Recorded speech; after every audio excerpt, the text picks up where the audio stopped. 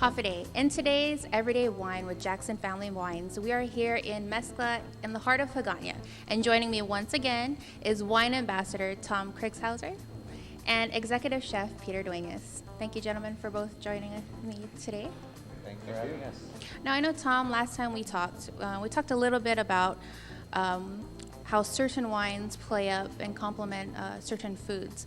Now, what I wanted to know is, do certain notes of particular wines play well with certain foods? For example, citrus notes or more of an oak note? Sure. Depending on the food and the different flavors within the food, we really try to look for different characteristics in the wine to complement each of the dishes. So in this dish that we have in front of us, with the pumpkin soup, we really think that the textures of the white peaches and some of the citrus notes really cuts through some of the flavors in this dish, and we think it's just a great complement and quite an exciting complement to each wine and food pairing.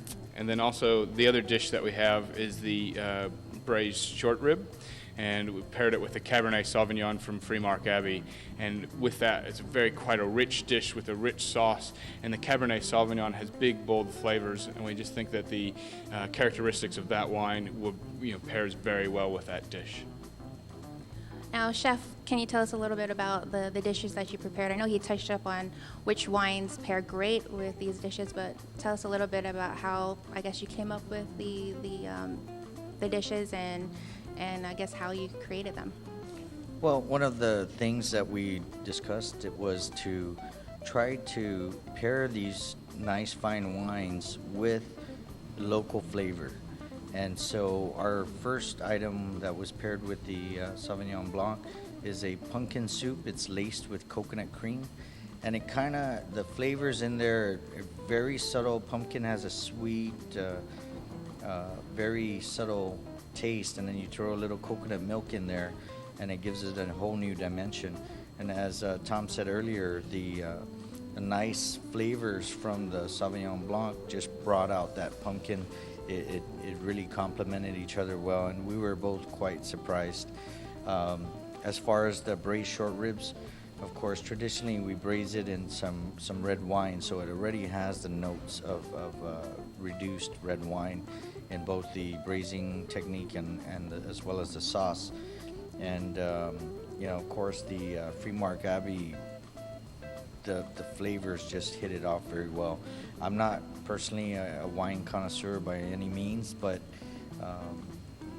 our friend here assured me that it worked out well. So I guess I was fortunate. I think we all were. Now, I also wanted to ask, can white wines, and we talked about this a little bit earlier, can white wines pair with protein? Sure. I think, each individual person has their own things that they really like. And if it makes you happy, you should do that. And I think that's the first and foremost thing that people should think about when having wine and food. Typically, white wines, for example, the Murphy Good Sauvignon Blanc would pair with, great with fish, with seafood. Some of those, really refreshing flavors from the wine really pair well with those dishes. Very traditional Chardonnay and roast chicken, they typically go quite well hand in hand. Typically, red wines pair more with your bigger proteins, your beef. Sometimes with pork, Pinot Noir is sometimes a good pairing with that as well. And that's basically due for the texture and also the amount of flavor within the wines. And the different proteins have different levels of flavor as well. So they're just really trying to complement, that level. But, I enjoy, that challenge of trying to pick the different, wines to pair with things, and it's usually just based on, trial and error. So. Now, I know, Chef, that you made these for a particular tasting event. Do you have any plans to put this on your menu?